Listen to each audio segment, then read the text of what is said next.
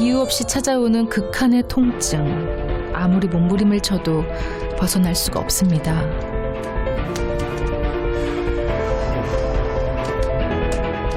견디기 힘든 고통에 피투성이가 된 손톱과 발톱.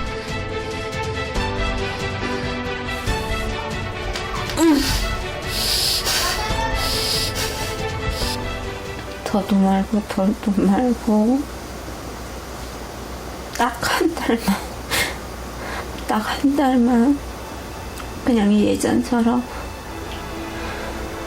아프지 말고 딱 한 달만 건강하게 있었으면. 고통 없는 세상에서 살고 싶다는 바람은 너무 큰 욕심일까요?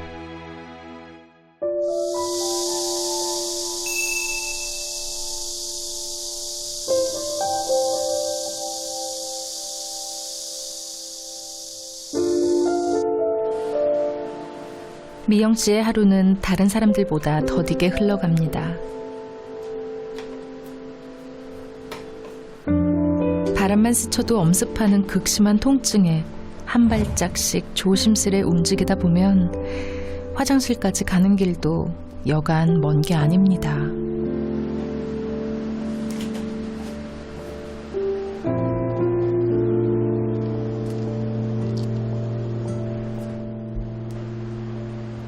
이렇게 집안에서 몇 발짝 움직이는 게 일상생활의 전부. 화장실 한번 다녀왔을 뿐인데 기진맥진 지친 모습입니다. 이렇게 조금만 움직이고 나면 식은땀이라 숨이 차서. 몸은 실인데 땀은 나요. 그러니까 몸은 춥고 땀이 나요. 너무 차가운데. 예. 에어컨을 틀어놓으면 이렇게 옷을 입고 있고 이렇게 관절을 전부 다 이렇게 가리고 있음에도 이 자체가 여기가 전부 다 시려요. 예. 미영 씨의 병명은 복합부위 통증 증후군. 외상 후 특정 부위에만 발병하는 신경병성 만성 통증입니다. 예전엔 누구보다 건강하고 활동적인 성격이었는데요. 토끼 같은 두 아이를 키우며 단란하고 행복한 하루하루를 보냈습니다. 그런데 3년 전 눈썰매에 넘어져 다친 이후 이유를 알 수 없는 통증이 시작됐습니다.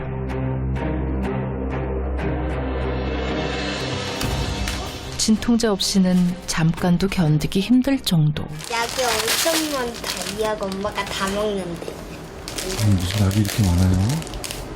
취침전 먹는 약이 따로 있고 통증약도 있고 아침약도 있고 점심약도 있고 저녁약도 있고 엄청나게 많아. 아주 실생 없이 먹어. 여기도 이렇게 보면 여기 마약 이렇게 적혀있어.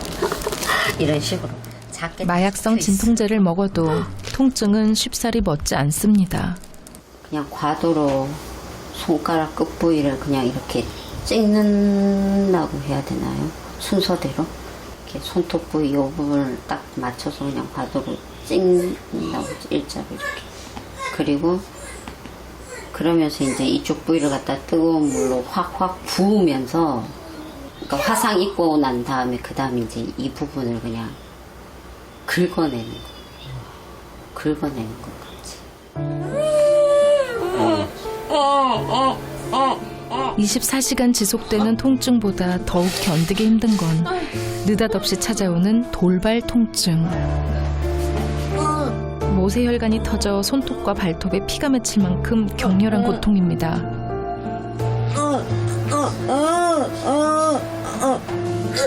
이렇게 극심한 돌발 통증이 하루에도 서너 차례나 됩니다. 숨 쉬고. 숨 쉬고.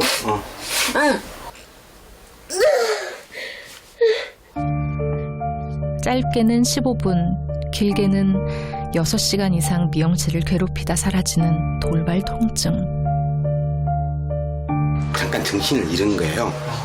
정신을 잃으면은 이제 통증을 이제 못 느끼니까 이렇게 차라리 저렇게 조금 있는 게 오히려 나아요, 이게 집사람한테는. 이렇게 정신을 잃어야만 극심한 고통에서 잠시나마 벗어날 수 있다는 겁니다.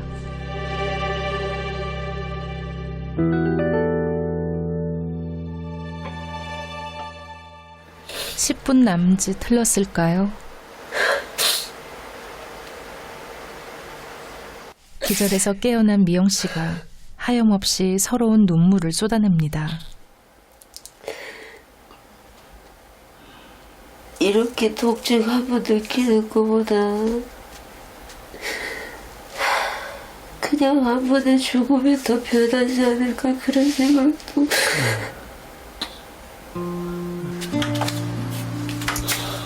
왜 울었어? 언젠가부터 눈물이 많아진 아내를 열심히 달래는 남편. 마음 같아선 대신 아파주고 싶지만 됐어. 통증을 느낄세라 조심스럽게 안아주는 거 말고는 해줄 수 있는 일이 없습니다.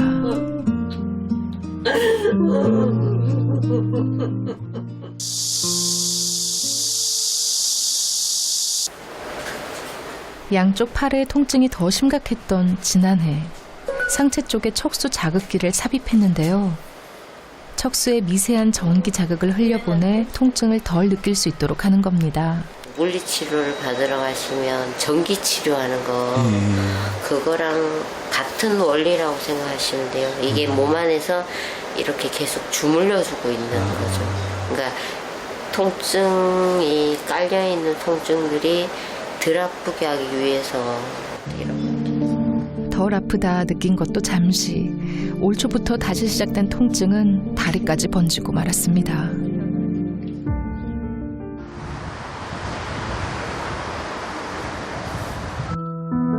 격렬한 통증이 다리까지 이어지면서 걷는 것조차 힘들어진 미영 씨. 또 한 번 어려운 결심을 했습니다. 이번에는 하반신에 두 번째 척수 자극기를 삽입할 예정인데요.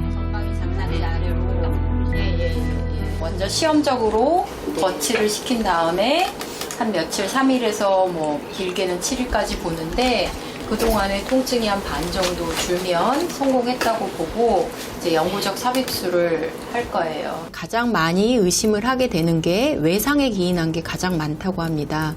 뭐 골절이라든지 타박상이라든지 뭐 삐었다든지 그거 외에도 뭐 정맥 주사를 잘못했다든지 기타 아무 이유 없이도 생기는 경우도 아주 드물지만 있다고 합니다.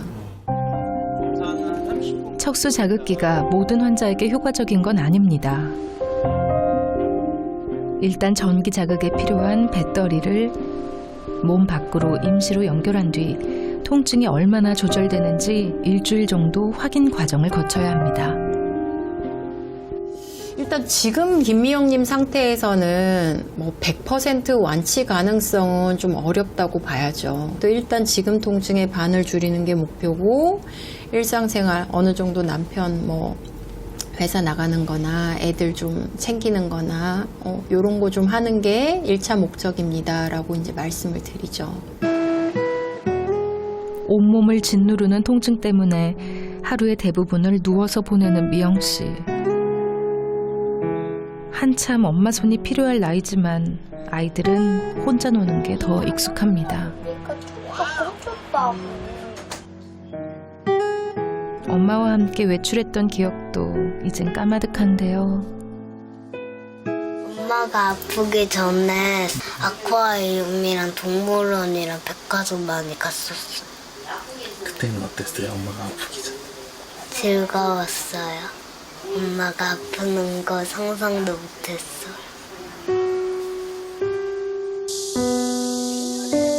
아이들의 바깥 나들이는 경찰관으로 일하는 아빠의 몫입니다. 그나마도 집 앞에 있는 작은 놀이터에서 노는 것이 고작. 이럴 줄 알았으면 그냥 애들 원 없이 데리고 다니면서 놀게 해줄걸.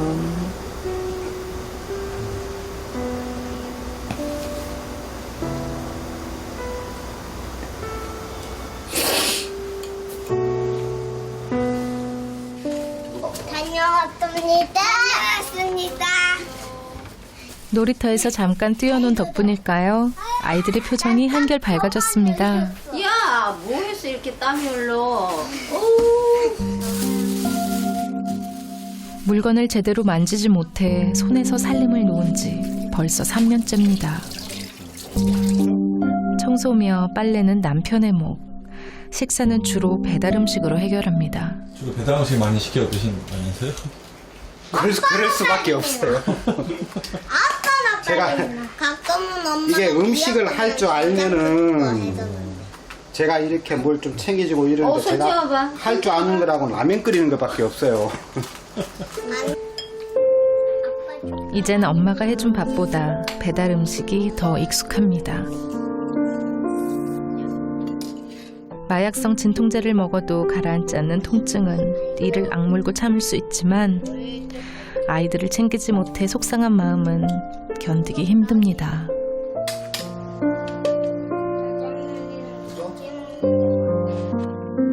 직장 생활에 집안 살림까지 고될 법도 하지만 불평 한마디 없는 남편.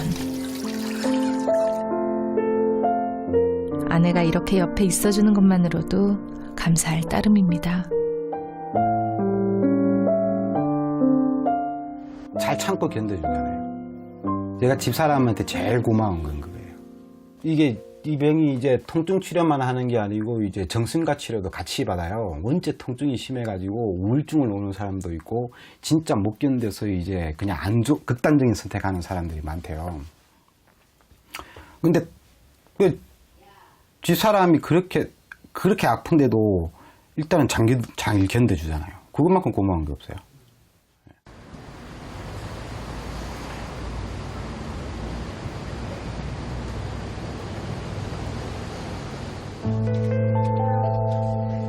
단란했던 시간도 잠시 미영 씨가 남편에게 몸을 의지해 자리를 옮깁니다. 돌발 통증이 찾아온 모양인데요. 지금부터 아이들은 엄마가 있는 안방이 출입 금지입니다.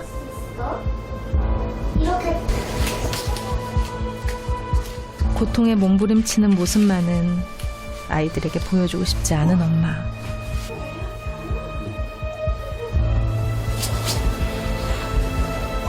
이를 악물고 통증을 견디려 노력합니다. 남편은 아내의 사투를 그저 지켜보는 수밖에 없습니다.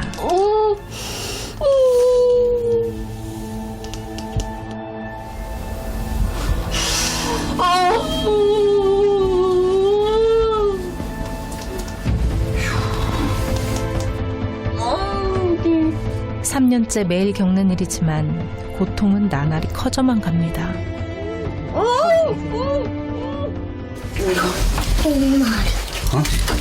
알았어. 아이들 몰래 숨죽여 흘리는 눈물. 아이들이 마음의 상처를 받는 것이 미영 씨에겐 통증보다 더 큰 고통입니다. 그럼 나은이 자 수건으로 닦고 닦봐 양치해.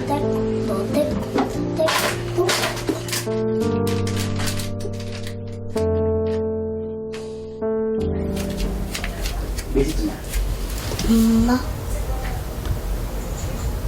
눈치 빠른 나은이는 늘 엄마 생각에 마음을 졸입니다. 가슴이랑 무너지는 것 같았어. 그때 엄마가 죽으면 어떡하지 하는 생각도 막 다 썼어요. 그때 나은이는 눈물 안 나요? 나려고 하는데 참아요. 왜? 엄마 내가 우는 모습 보면은 나 아플 것 같아서. 더 아플 것 같아서? 네.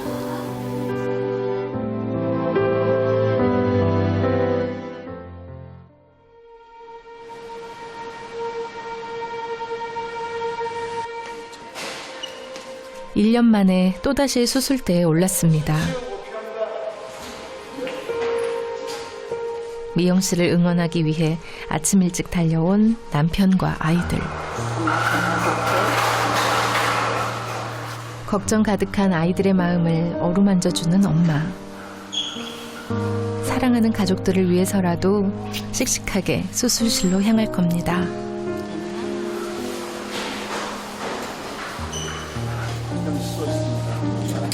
통증 때문에 손 한 번 따뜻하게 잡아주지 못했는데 예전처럼 아이들의 손을 잡고 함께 웃을 수 있다면 얼마나 좋을까요? 미영 씨의 가장 큰 소망입니다.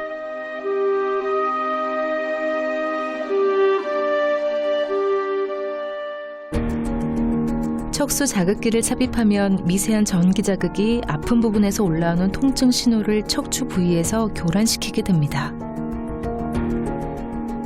그래서 통증 대신 진동이나 불쾌하지 않은 감각을 느끼도록 하는 건데요.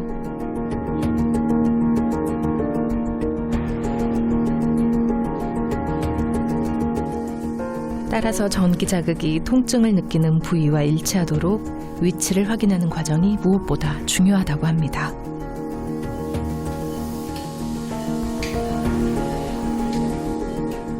국소 마취를 마친 미영 씨는 의식이 명료한 상태.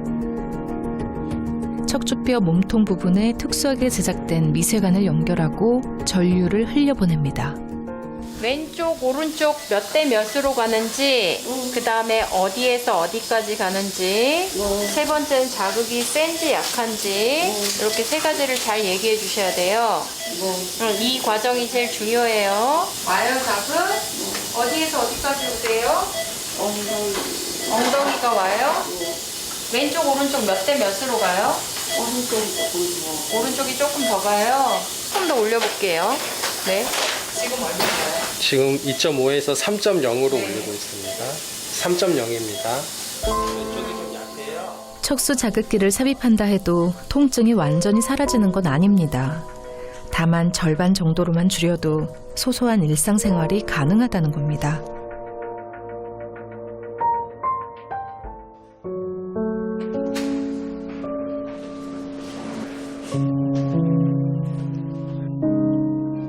엄마가 어디가 아픈지 이해하기엔 아직 어린 아이들이지만 누구보다 간절한 마음으로 수술실에 미영 씨를 기다렸습니다.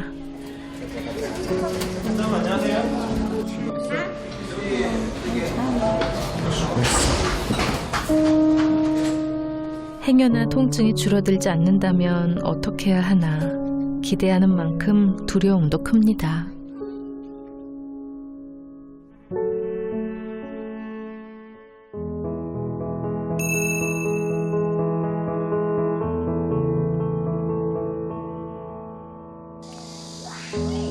뜨거운 여름의 막바지. 오늘은 미영 씨의 두 아이가 밖에서 신나게 뛰어놀고 있습니다. 통증은 많이 좋아졌어요. 지금은 5분에 한 4 정도가 줄었다고 보면 돼요. 항상 얘기로만 누구랑 논다, 엄마 누구랑 놀 거야, 뭐 놀이터에 가면 누가 있을 것 같아 이렇게 이야기를 했는데 직접 본 건 처음이거든요. 너무 잘 놀고 잘 어울리고 생각 의외로 잘 노네요. 보니까. 예전의 소소한 일상을 조금씩 되찾고 있는 미영 씨와 가족들. 지금의 행복한 미소가 언제까지나 계속되길 기원하겠습니다.